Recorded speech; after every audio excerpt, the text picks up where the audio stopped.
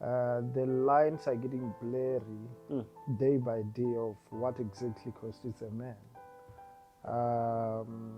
But for me, what defines a man is the ability to achieve and to point a direction and to have a team that's able to follow you, to sacrifice, to be willing to give up for someone or for some people. For me, that's what makes up a man.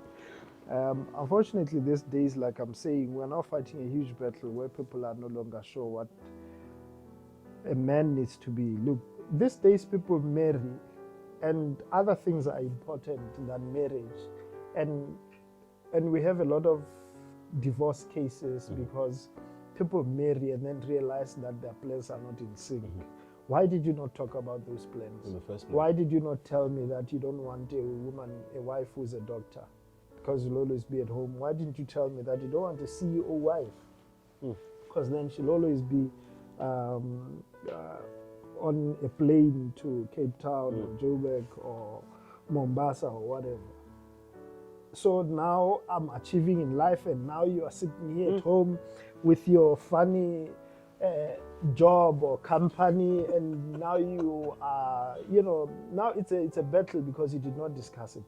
So it's correct.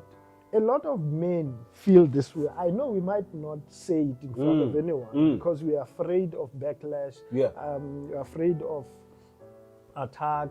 We are radicals and all that stuff. But the honest truth is, a lot of men don't want to marry women who are not women. You first start a family with your wife. Yes. Alone. Lele baby. Yeah. So she looks to no one for protection besides you. Now, what happens if you don't learn the skills of protection? For me, it's the same poison as the man who goes into marriage without learning the skill of making money or being productive. They go hand in hand.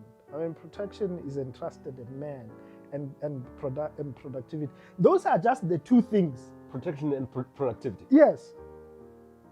Those are the two things. Protection, remember, comes in different ways. Yes. Social, socially, emotionally, and all those things are protection. Yeah.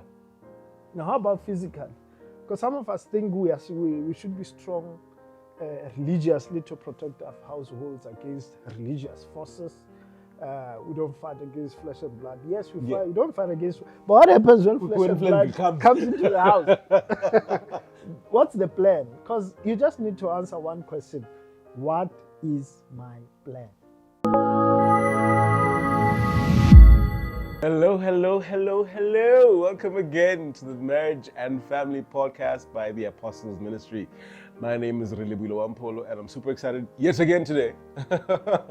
I have a good friend of mine in the studio, very close to my heart, something of a mentor. He's been around me for a long time, and I know you all love him. He's a lot of things to a lot of people, I know. We have none other than Mlotshwa with us today in the studio.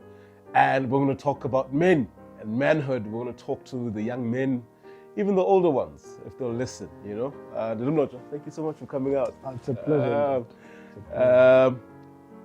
Tell us a bit about yourself. I know you are a lot of things. If you're not running your empire of Zcom Technologies, you're running a village somewhere.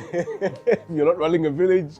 You're running some organization that has to do with this, that, and the other. Tell us a little bit about yourself so that we can appreciate you as you talk to us about the responsibilities of manhood and what it means to be a man. And not just a man, but a man of God, a man who can lead a household, and a man who can stand up and be one of those men that God can look up to. Or down to, rather. Oh, thanks a lot, Daddy. My name is Khombelwayo Mlotshwa, as you've already said. I'm from Hillsview. But Hillsview, that's where I live. I'm a man of one wife and two daughters.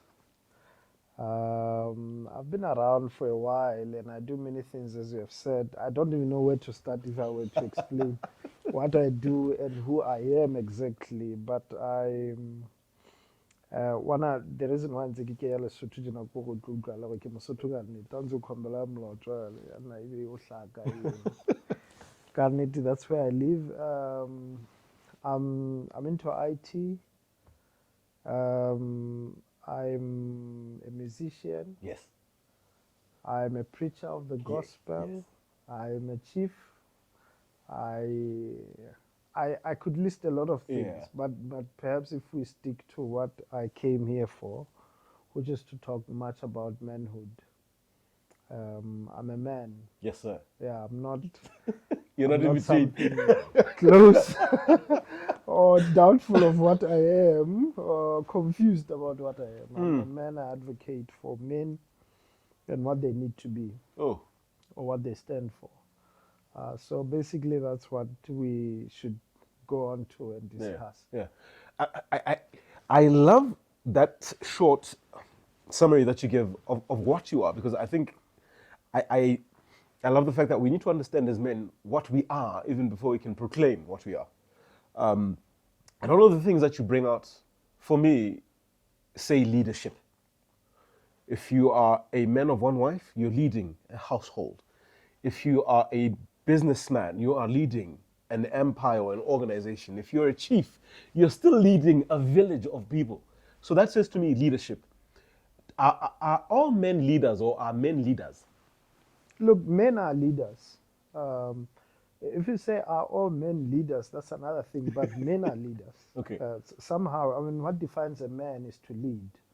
Whether you lead your wife, you lead your children, you lead a team of people in your organization, whatever the case, but a man leads.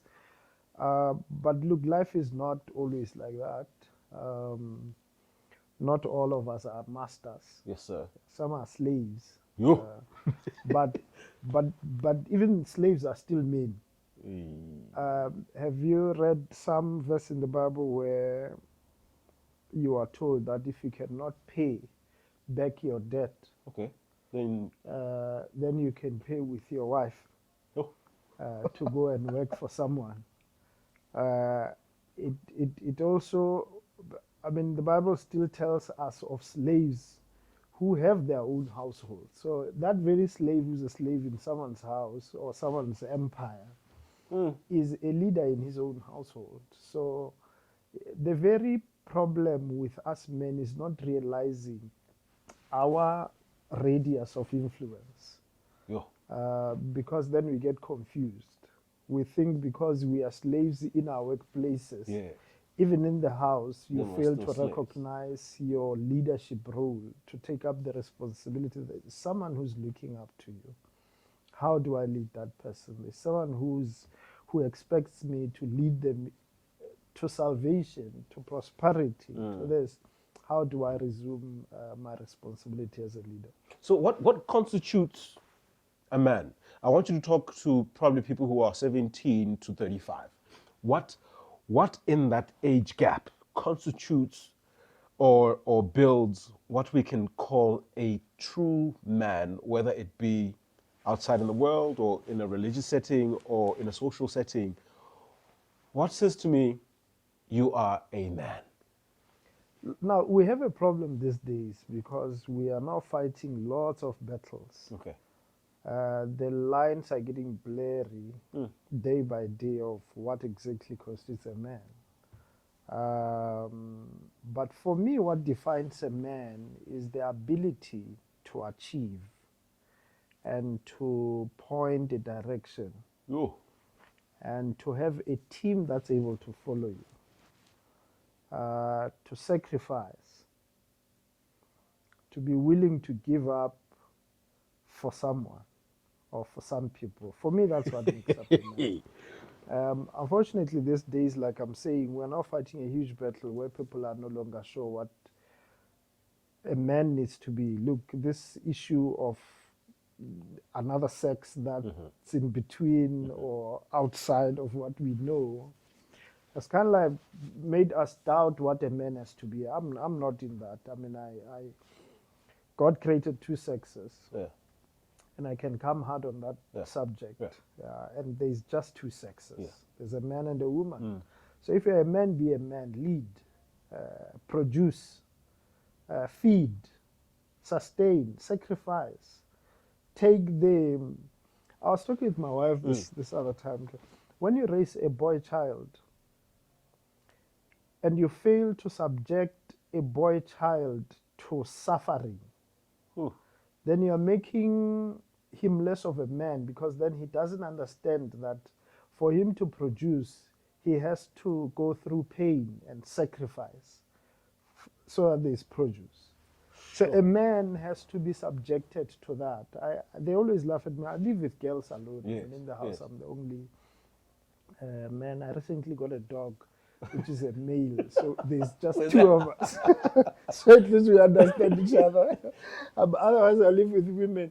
And each time, some of them, sometimes they ask me, Daddy, are you not cold? I say, no, I'm a man, I'm cold, but I have to be. They said, they're surprised, like, what? But that's how I view life. I feel men should not be comfortable. Even when it's time to get warm, sometimes just be cold. You know, so if you don't know how to do that, then we have a problem, because you don't understand that for your household or those behind you to have supply, you have to suffer. But that's the order. Sure. You're bringing me to something that I saw this past week, where an experiment was done using rats, and they were given a very comfortable environment. And then within a very short span of time, all those rats, or at least, what do we call it? Do we call it a colony of rats? They died because the environment was just so comfortable, they had nothing else to do. And now you're giving to me that being comfortable for men is their destruction. Yes. There's no development, there's no growth. Actually, if you raise a boy child and you give them things and not make them work for them, you are not only destroying your own future and household, you are affecting our future generation. Because that goes a long way. I mean, men should understand that it is a blessing to labor and work hard and suffer. Repeat that again. I need you to repeat. I need you to hammer on this. It is a blessing. It's a blessing. If you work hard and you produce and you don't sleep too often. Where's Daddy? He's sleeping. Where's Daddy? He's sleeping. No, it shouldn't be. You should be the first one to wake up. Women can't be asleep and you're also asleep. They must go to bed, leave you awake. When they wake up, they must find you awake. Find you awake. That's just how I define a man. There's a blessing in suffering, because that's what, you see, when men fell into sin, God pronounced a curse on a man and said, but that curse is a blessing, actually, because that's how he restores what has been lost. So no wonder why, if you have not much, no one listens to you. Is it No, I'm not trying to be... No, definitely, I'm with you, but mafu mona na malapi mare, when I was 19 to how my mail. Yes. I want in you after. Okay, no, okay, when I yeah, honestly, because I think we don't realize that there's a blessing in that curse. We work hard. If you want the best women in town, you work hard. Work hard. I'm not trying to promote nonsense here, but if you want the best women, work hard. And life for men has always been about women anyway, so... That's the thing. That's the thing. Okay, no, this is interesting then. What you're bringing is interesting because you have daughters. And here's someone who has brought up their son, haven't given everything to them. And then his son now wants to get married to your daughter. That is a mess. Yeah. Because this guy's had everything handed down to him. He doesn't know how to produce anything. but he's supposed to now take care of your daughter as his wife. Yeah. What do we then expect from that kind of a union? Yeah, because I raise daughters, I'm very sensitive to that subject, because I used to think that men who have all these conditions for marrying their daughter and all that, Yes, yes. are crazy, because I mean, like, these two people love each other and stuff. But now I'm raising girls, And now I understand it. Yeah, exactly. These are my conditions. So this is how I raise my daughters already. I'm giving them specifications. Yo. And most of those specs are around identifying productivity in a man. Because for me, if a man is not productive, he's not man enough. And he's not good enough He's not for your good daughter. enough for my daughter. And look, I embrace the concept of community of property in marriage, and for me, there's no other way to marry than community of property. But when it comes to my daughters, that's a natural bias. I think it's I just don't want to call it a godly bias, but it feels very godly to protect my daughters from non-productive men, because they're destructive. In a way, the world has given us lots of channels of making money. Yeah. Some making money is being clever, make money while you're sitting down. But we know that money is productivity. Yeah. It's power, it's ability, it's provision. So if you're able to make money because of you want to use your brain this way. My mother-in-law used to say, I didn't understand how people make money with computers. Just sitting there. Sitting there, and someone is and we call that looking into work. a screen, and they call it work. And all of a sudden, this person is getting money. Where is he getting money from? Yeah. But if you are clever enough to make money that way, then go ahead, because what we want is productivity. And remember, you will still not sleep. If that's how you're going to make money, let them go to bed and remain waking. Go to bed, yes, that's fine. My wife always finds me, you need to rest. You need to. And I understand that I'm going to probably grow older, faster, or die earlier, because of working hard. But for me, I think it's part of it. At least if I die having secured some future for my kids, it's all right. But look, your point is productivity. Oh. I wouldn't want a man who has not worked. I was talking about community of property because I was of the idea that it didn't make sense to me then why a man would protect his child and say get married, but this remains yours. But that's just how I view life these days. If you want to get married to my daughter, prenup. Yeah, bring your stuff. Those that you can, build in community. But there are certain stuff that I will give to her that will remain hers. And maybe I should write it in a will. This one is my daughter. Doesn't constitute part of that. Not Mpolo. He should work for his own. Yeah, but then, look, it's because a man should always try to be above a woman. So if you bring my daughter, and I've given her one car, bring 4 cars and 5 cars, then you win her to your side. Not bring a bike and she has a car and you are complacent and now you want to be part of that stuff. If you're a man, take advantage of what your wife has and grow bigger things out of them. I've had a lot of people who have made it in life whose wives were given an inheritance from where they came in that family. And this man became rich out of it because he knew how to grow it and multiply that which he already. And it needs obviously some sort of experience, the working hard, what you can't inherit anything and grow it unless you've grown something yourself. And sacrifice as well. Now it brings us back to that subject back in Eden.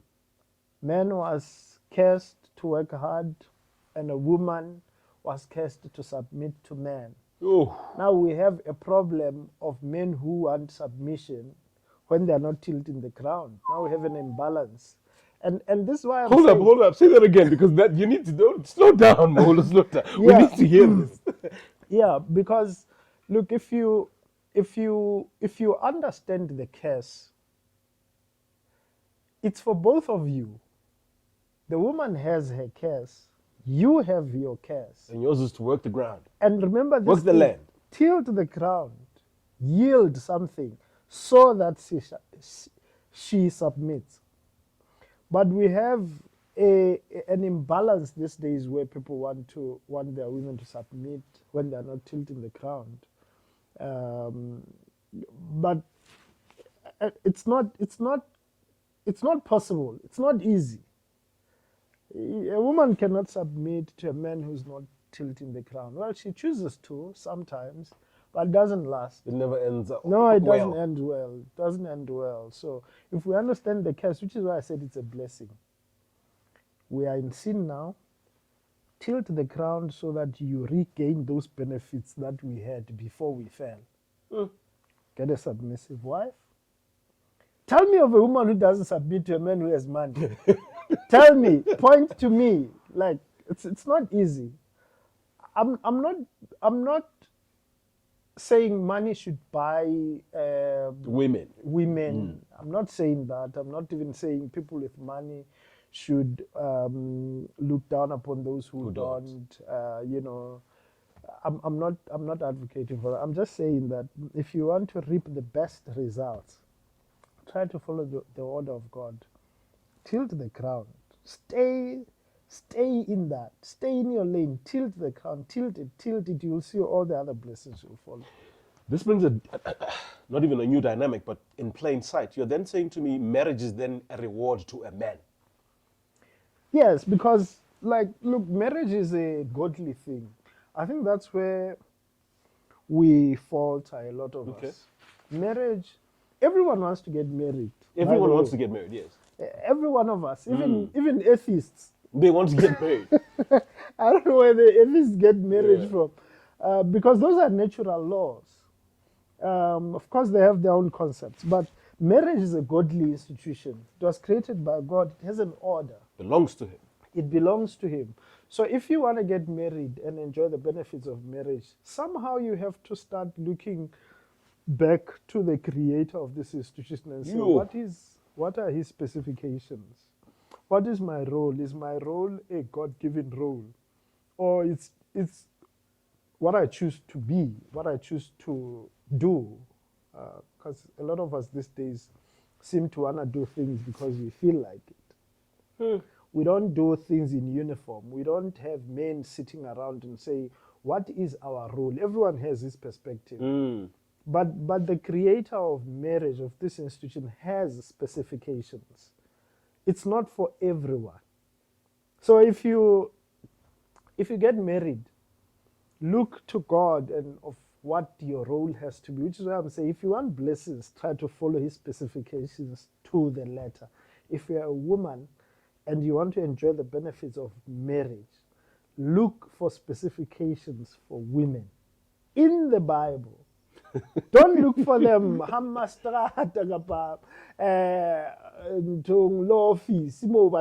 you can't find them. Because everyone has. I want to say something that might get me into trouble. Can I look for the specifications ka heso? Kapo ke shebe ho modimo. Gore ya modimo ntse override ya ka heso. Yeah, so hona le motho mang ga ka le bitso how ya ho ntato ha o lore ho yena ntate ke na le Cadillac ke ene kgannwa jwa jole na tseba go kganna hana trakele ya Mercedes e nko etelele ke mang wa e bona hala something mark ya bona ene mo na itala e yeah a tseba go kganna eno a tseba ntho ke double clash eno jole ba tla double clash ka Already. So look, Honali is saying that yes, please go ahead. Yes, those who've walked the road, yeah? Yeah. It's true that those who have walked the road can give us guidance. But understand that you have your own Cadillac. That needs you to be the driver. your dad can't drive it. Oh. If my dad could get married to my wife, they would get divorced like next week. So then how does he tell me how to run my wife? Okay. So I'm trying to balance this Yes. because, I mean, we go to our parents for general advice. Yes, and counsel, yeah. Yeah, but your dad can't drive your wife. Mm-mm. Your mom can't drive, can't help you drive your wife. Her father can't help her drive me. But some women sit down and listen to their fathers on how to treat us. They're in trouble because then, but look at double clutch, and all those things, and it's a problem. So look, I'm not saying people should not get advices from their parents, but they need to understand that these days cars don't hadistatui gas not all dipinya battery. So they need to understand that. Sure. You're bringing a whole new issue of responsibility for both men and women when it comes to the union of marriage. Huge, huge responsibility. Tell me of all the things that a young man should have in order before he even decides that he might want to get married. Yeah, that's a tough one because I just earlier on we're discussing this issue of, for a marriage to work, first of all you need to marry right.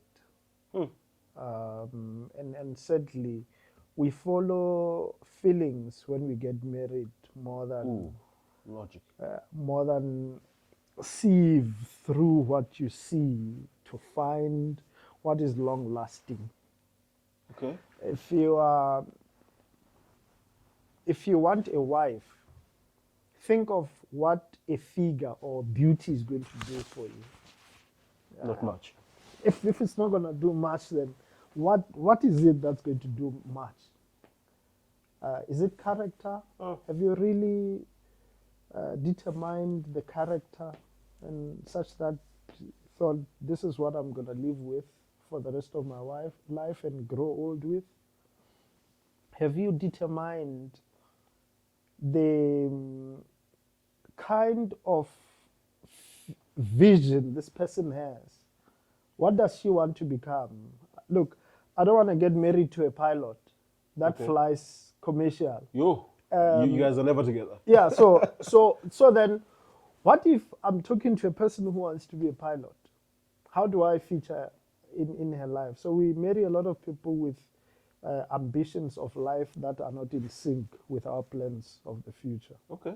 If I married my wife back then, I hope her parents won't watch this, but if I married her, she wanted to be a medical doctor. She used to do quite well in school. Yes, I remember. She was top class. I remember. Yeah, she used to grab a lot of accolades there. Yeah, so I married her, but before we got married, I was clear that no. If you follow that line of life or lifestyle, you are not going to be a good wife for me. So now she had to, and I know this is very controversial, because these days people marry, and other things are important than marriage, and we have a lot of divorce cases because people marry and then realize that their plans are not in sync. Why did you not talk about those plans in the first place? Why did you not tell me that you don't want a wife who's a doctor because you'll always be at home? Why didn't you tell me that you don't want a CEO wife because then she'll always be on a plane to Cape Town or Joburg or Mombasa or whatever? So now I'm achieving in life, and now you are sitting here at home with your funny job or company, and now you are, now it's a battle because you did not discuss it. So it's correct. A lot of men feel this way. I know we might not say it in front of anyone because we are afraid of backlash. We're afraid of attack. We are radicals and all that stuff. But the honest truth is a lot of men don't want to marry women who are not women. I'm not going to ask him to repeat that. I'm not going to. And it's something that kills us inside because We're not communicating no, about we're it. not communicating about it. But if you ask a man whose wife is all over, he might not agree, but you can see that the brother is dying inside because he needs a wife. And women who are like that are not available as wives. So we want the benefits of marriage, but we don't understand the marriage setup. So let's choose. If you want marriage, it's blessings, and you want to stay low there with that benefit, because marriage has its benefits. Okay. Living high class life of CEOs and plane tickets and meetings and international this, that. It's another life. It's not a marriage setting, unless if it's compromised. A little bit benefits there, a little bit there. Live with the fact that she's probably there with some guys, or live with the fact that he's probably there with some women, and cope with it. For me, it's a compromise. Cope with it. Cope, honestly, because it's a huge compromise. I wouldn't survive in that kind of a setting. With all honesty, I'm glad God gave me the wife that I have, who vowed to be here. The little that we have, we make it work. We are not aiming for millions out there that will take away the joy we have of running a small household, raising our beautiful daughters together, not one of us remaining to. Yeah, so we settle for that, and we think there's some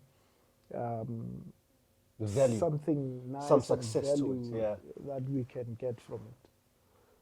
Yo, so young man, the first thing that he talks about is you understanding the kind of marriage, the kind of environment that you need, and the kind of character that is going to complement that for you. Exactly. And maybe I left out that before you get married, let me not say this, because sometimes you sit with couples and you talk to them now. Okay. You gather a lot of insight of how people think. Yeah. So if I were to mention how others think, some of them listening, they would pick that also. This guy's talking about me. us. Let me not mention. But when you're not able to map a way, because you have a vision that someone needs to support, then you bring someone to something that does not exist that she must support. You're going to destroy her. So have a vision. Peter happened at Mlotshwa. What? A man has to map a way. A woman. So the vision is the man's. The vision is a man's. If you fail in that as a young person who's about to get married, and you go into marriage thinking you're going to discuss that vision with together and create it. Now there's a void that she identifies in you, because her natural self was to follow that vision and support it. Now you come in, no vision, no plan. Now you are trying to be liberal. You're trying to be a modern man. Sit down, let's make a plan, my wife. Where do you see yourself in 5 years?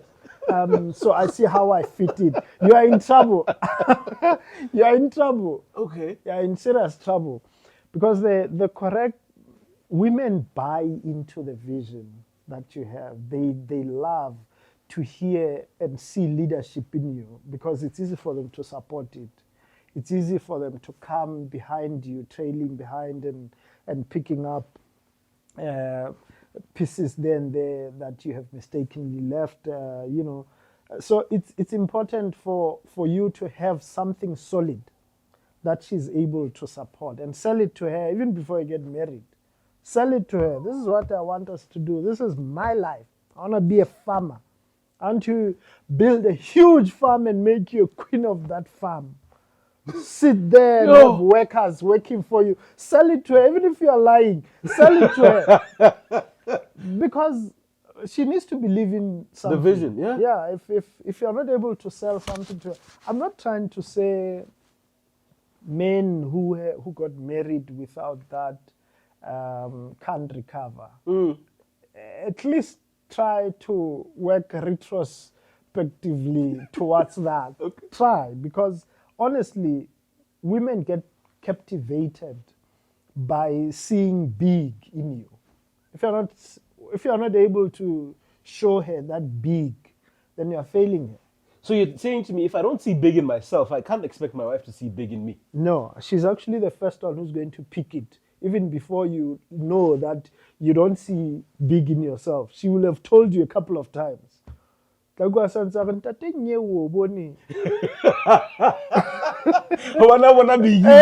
why I wanna big why I wanna what's about I muna guy corner when I hey was trying to put it nicely. No one in town makelani kare kholunyana yang how can dula fatswana ni samantse and hand about women know her have a way of saying things indirectly to try and address us. this says to me that the young men, at least the young men that I'm around, are getting married for the wrong reasons. We're getting married for the sex. We're getting married for, well, obviously how the optics in the church look and how in the circles it is for us to want. Well, we get that marriage as well has a sense of protection for both parties. And obviously at home, then there's a dignity towards me getting married or a female getting married. But we're missing the major points. What can you say to us as young men who are missing the major points of the calling that the marriage then becomes? Because then it's a calling. Yeah. So marriage, one of the attributes of marriage is that it has no reverse gear. No. So you don't make foolish choices when it comes to marriage. You sit down, you plan, you focus, you don't lose sight of your target.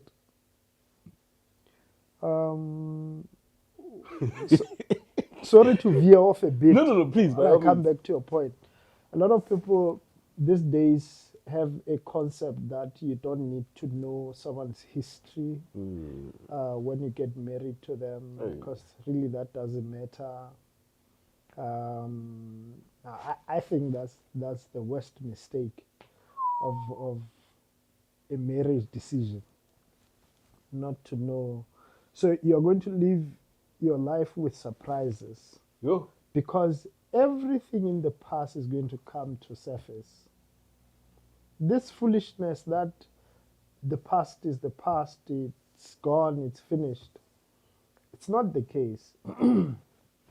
You are what you are because of what the past has installed in you.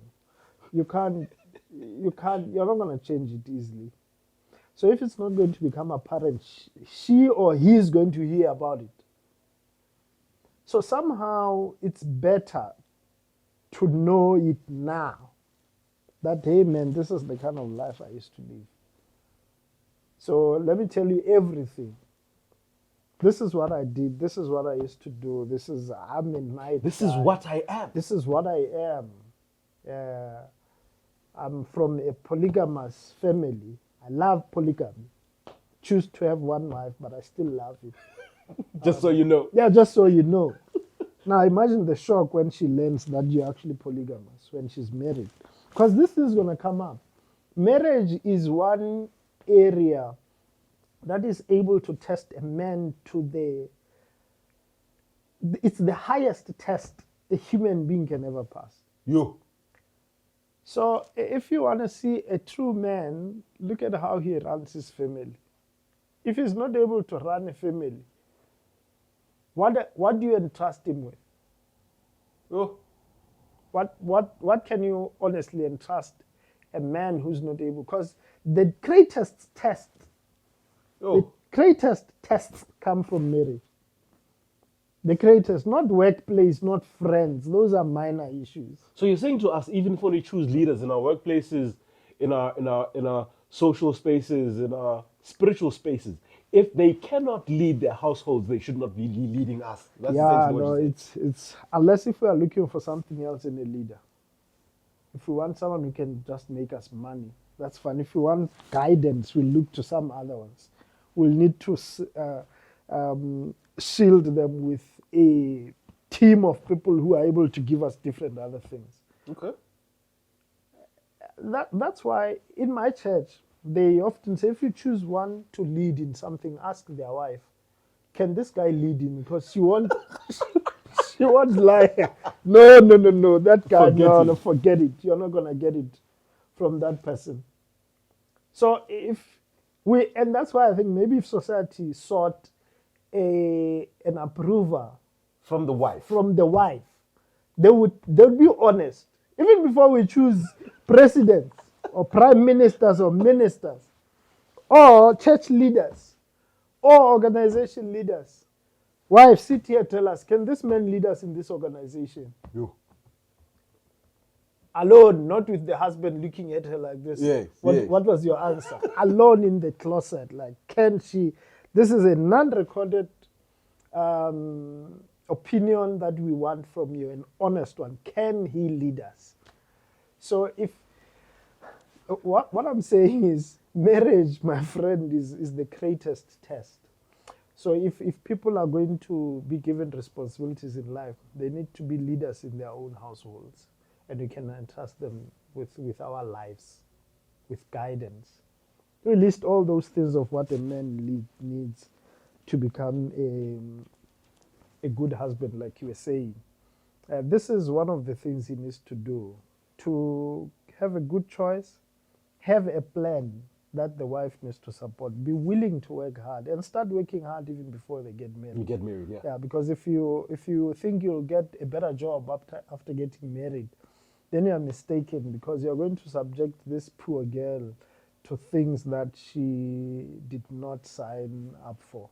Well, I'm telling you that you're bringing in me, and I want to ask it quickly. There's this feeling when we were growing up as young men, when we're trying to mac on women, and we're trying to get lucky and maybe get a girlfriend, where you use a scale of whether or not you have the capability to sustain the person you're trying to pursue.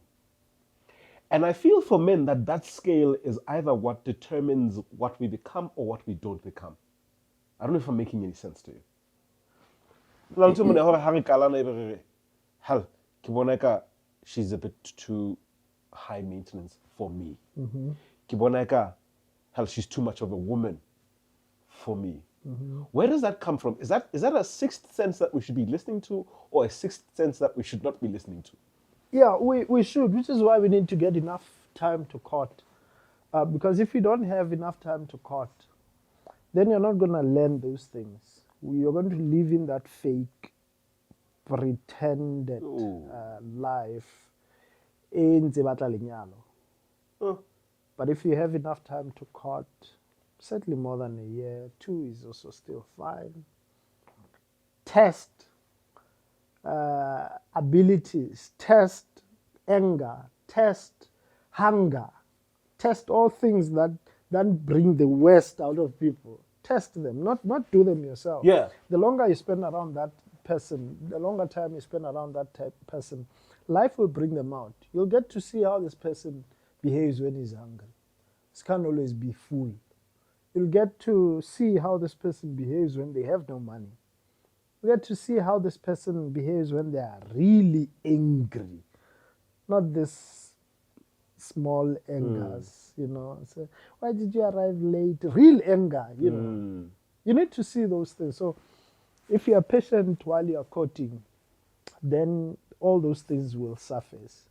So listen to your sixth sense, because in most cases we have sat with my wife trying to solve marital problems of certain couples, and you ask them, did you not see this? Say, no, I used to see it. I mean, there's a red flag. Yeah. Didn't this person used to say? I used to see it, but I thought he would change, or I used to think she would change. And that's where the problem is. If that becomes the reason for most marriages, why are we ignoring things that we see? Oh. Which is what I'm saying. If certain elements of history are going to destroy you, know beforehand if they exist.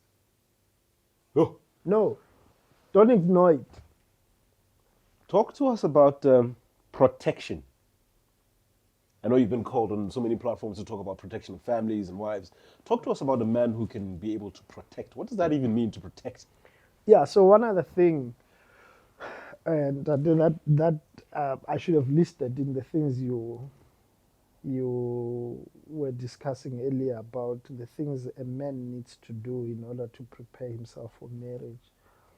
We know re le Basotho, bolebolo, one of Yeah. the things. Yeah. You need to be a warrior. I mean, look, in the house, you may have a son, but your son can't protect you in your presence. You have to be in front, and your warriors come behind you. Now, if you live you first start a family with your wife. Yes. Alone. Lele babedi. Yeah. So she looks to no one for protection besides you. Now, what happens if you don't learn the skills of protection? For me, it's the same poison as the man who goes into marriage without learning the skill of making money or being productive. They go hand in hand. I mean, protection is entrusted a man, and productivity. Those are just the two things. Protection and productivity. Yes. Those are the two things. Protection, remember, comes in different ways. Yes. Social, socially, emotionally, and all those things are protection. Yeah. Now, how about physical? Because some of us think we should be strong religiously to protect our households against religious forces. We don't fight against flesh and blood. Yes, we fight. We don't fight against. But what happens when flesh and blood comes into the house? What's the plan? Because you just need to answer one question: what is my plan? You can't live with no plan against flesh and blood because it comes. We don't live in Mars. We live on Earth, and here on Earth, moth and rust doth it. Yeah. So, look, we need to have a plan. It's not easy to go deep, especially in public, about these issues. You need but what does go deep? You need men to sit them down and say, hey guys, look, I mean, you have to have a plan. I mean, so a little bit, flesh and blood again. We can't kneel down. Oh. We're not going to do that. So there's a problem also because your wife is going to come behind you. Oh. That's where the whole chaos is. If maybe we were all going to go under the bed or go behind each other, that was fine. But guess what? Your wife is going to come behind you. And if you fail to stand in front of her, you're in trouble. If you survive that flesh and blood, that whole marriage you are toast. I'm telling you, because from there she's going to know the kind of man she got married to. So just pray. If you don't have a plan against flesh and blood, just pray it doesn't come. Because if it comes, you're in trouble. I'm not advocating for violence. Yes, I'm not advocating for non-Christian behavior. When I train people in issues of security, I always say de-escalation of conflicts is a huge skill a person has to learn in defense. Oh. Because it's a form of defense. You need to de-escalate issues. I mean, if you meet a person in the street and you're with your wife, if you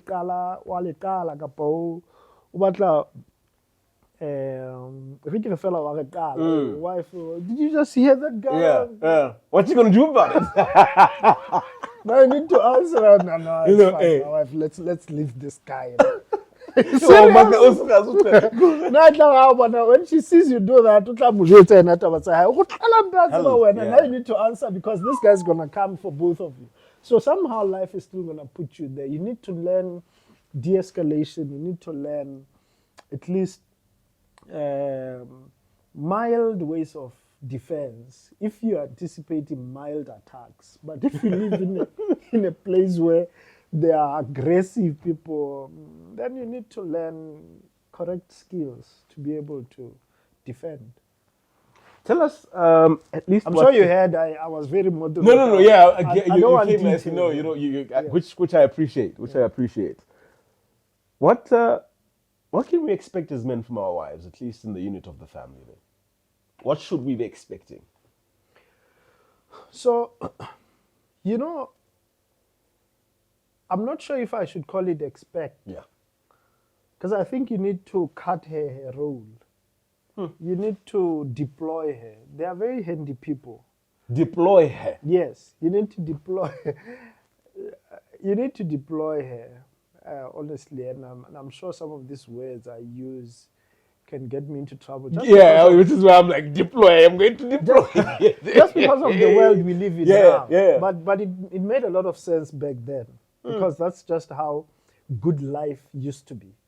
Society had roles. There were gender roles. There were responsibilities assigned to each one of us, and that's why society used to work back in those days. These days we don't have society. People do things according to the dictates of their own consciences, and they don't mind if things go south. I mean, it's life. I mean, so what? You know, but back then there was no so what. Everything had to have a solution and a plan. A man has a responsibility, a wife has a responsibility. Even in the household, men have responsibility, women have responsibilities. Those things are cut out. It's just that there's a lot of fight, you know, my men, that there's confusion. So somehow the devil has made women wise enough to think they can resume our responsibility, take over our own responsibilities. So it's only women who fight for men's responsibility. We never find women who fight, men who fight for women's responsibilities. No, I also want to feed babies here. Why? Why should I be the only one who go to Jagatin country? No, I need to feed babies here. You go out. Outside. It's never the case, unfortunately. It's always women who are missing the configuration. So household responsibilities differ because we are built differently. Men have a different wiring. Women have a different wiring. We have different muscles to take care of different things. I'm not mocking men who have taken careers that are more feminine. I don't want to mention them by name. No, we don't. Yeah, but that's not, they came. I was about to. Yeah, no. No. I'm not mocking them. No. Profession is a profession these days. It's just to make money. But when it comes to the house, it's clear that when you start doing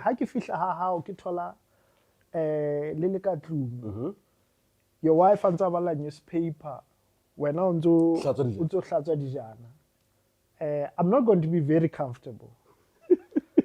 I'll keep quiet because this is how modern homes are these days, but I'm not going to be very comfortable. Wow.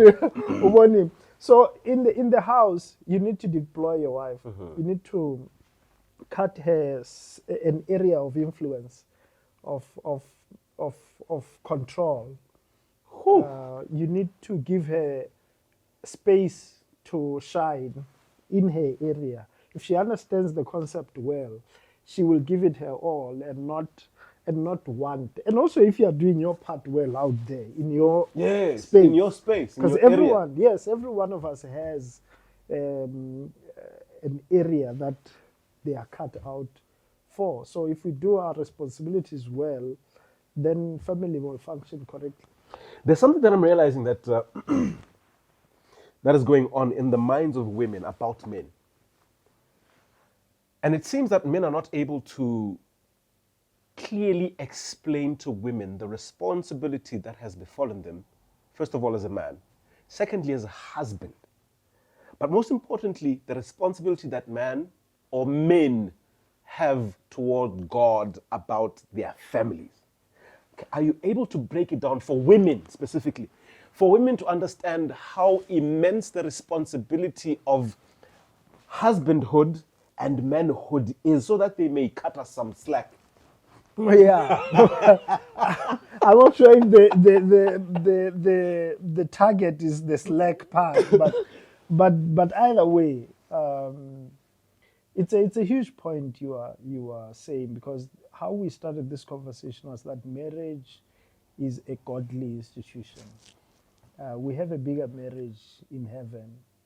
We have a smaller marriage here on earth.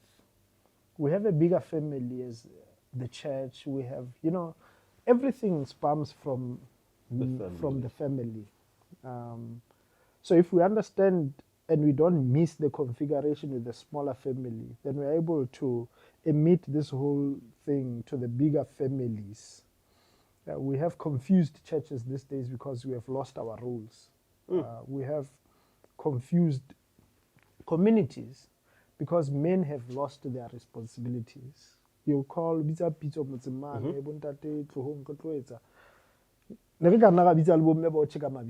men are not there anymore. They don't understand their responsibilities.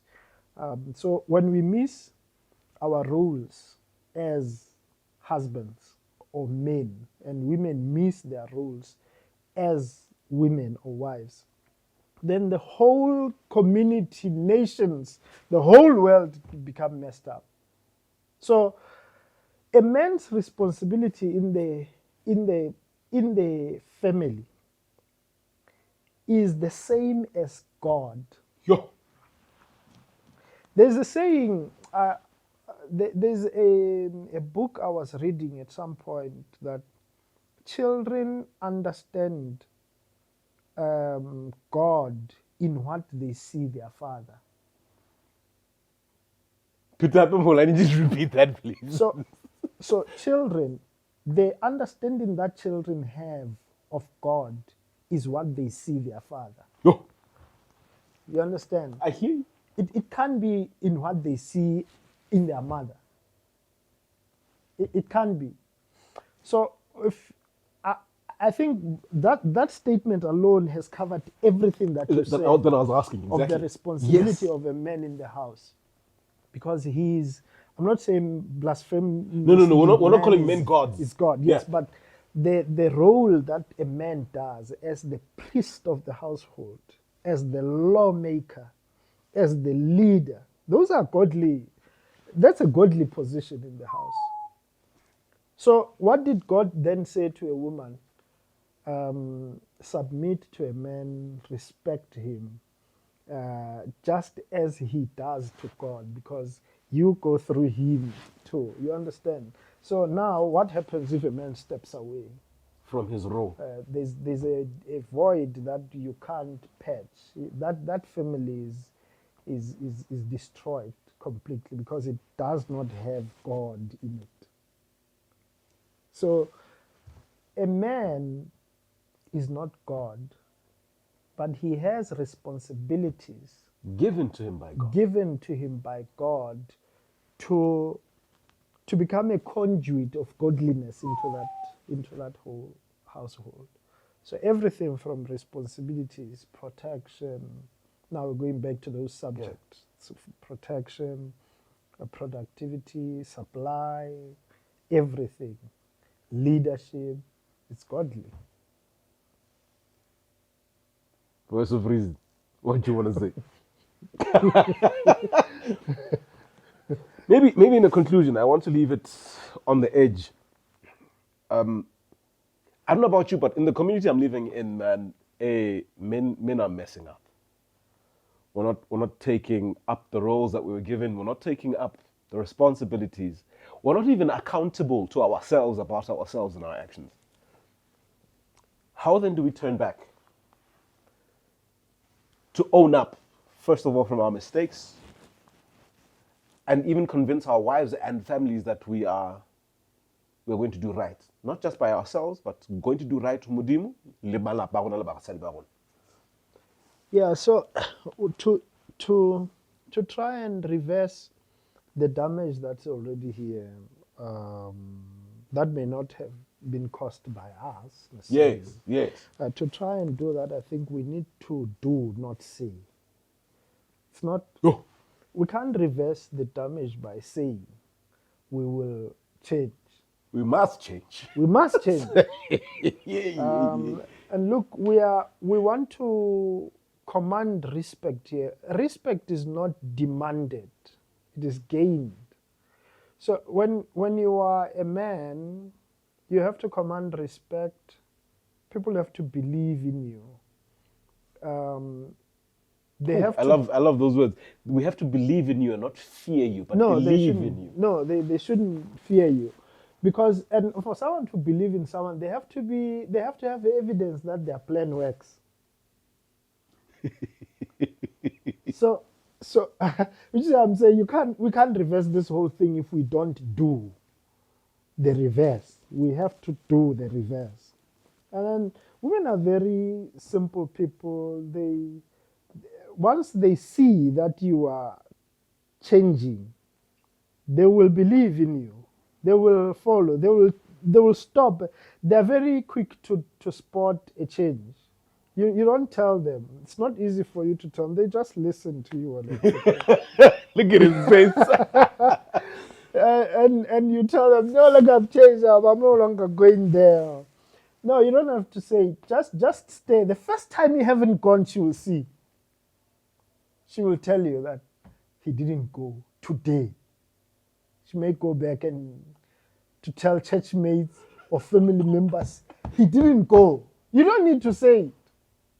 So we can't change the damage that has been done in our society by saying we need to do. We need to do. Let's just have more men conferences to try and coach men. Like, look, guys, you're probably wrong about issues of security. Here's the reality about Oh. push up on we need to tell them mosadi yao ba tlo mo nka wena. Oh. Ditse le ena mona mo jwetse wena mosadi yao ba tlo mo nka wena. We need to be men. We need to be real. We are not women.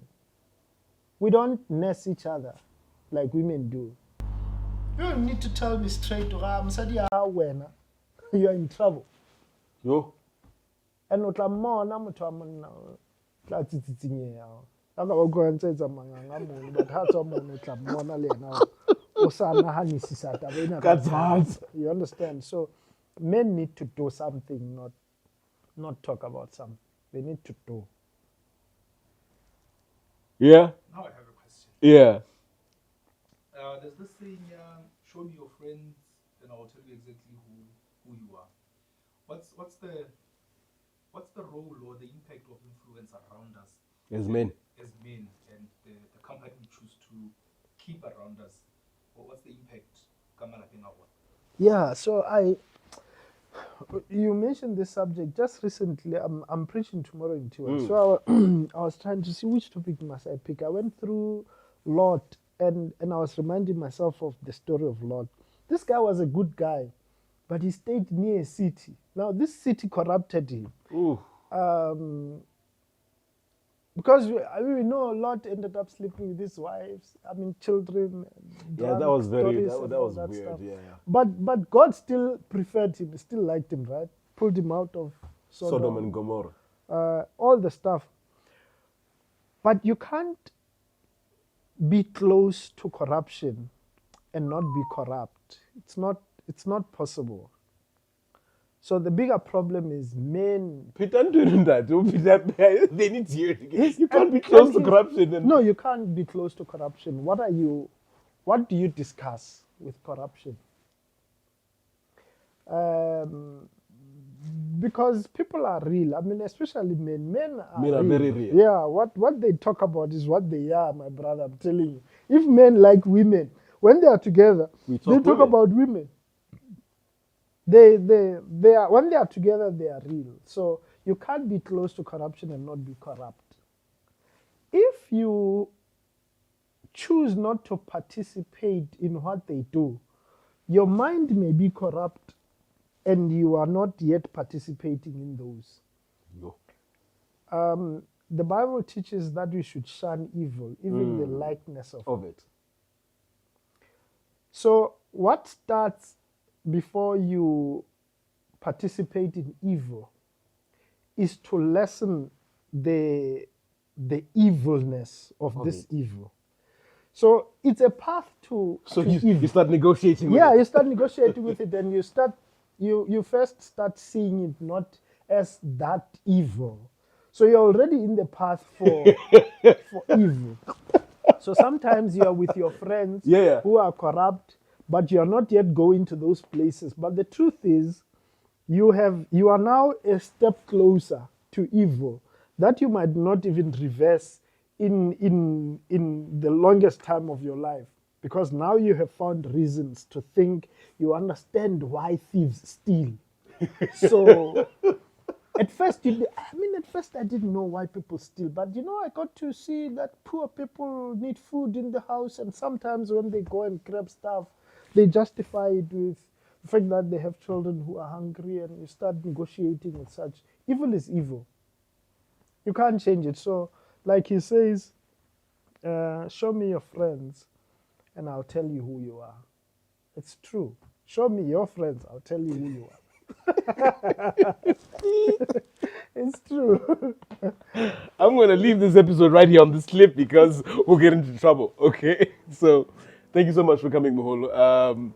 Wow. Gentlemen, let's get our act together. And yes, he's very right. Let's get more of the men's conferences going. I think it's the modern day Libololo. I think we need it. Let's talk to the gray hair. The gray hair has walked this path, and the same sun that they were born under is still shining today. So let's take time. But most importantly, I think it's only correct that we talk to God about ourselves. Talk to God about our responsibilities. Understand where we come from, who we are, and why we are. Then understand that our responsibility first and foremost is towards Him, then us. Then that way we'll be better leaders to our families. We'll be able to protect for them. We'll be able to provide for them. So until next time, if God willing, we will see you again. Let's close our eyes for a word of prayer. Moholo, do you mind? I think this time around, I'll ask him to close. All right, let's pray. Our God in heaven, we thank you for this session. Lord, we thank you for an opportunity to discuss about heavenly things. We thank you for the blessing of marriage. We thank you for the perseverance to do right so that one day this small marriage and family may become a bigger family and marriage in heaven, in celebration of the gifts and blessings you have restored to men. Help us, Lord, to see the traps the devil has set for us. Help us to foresee the dangers that kill us. Help us to associate with the right people.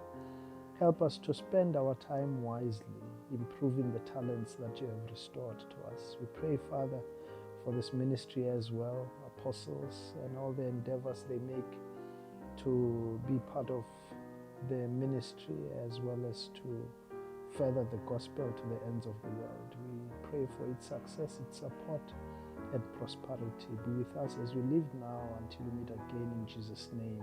Amen. Amen. Till we meet again, man. Cheers.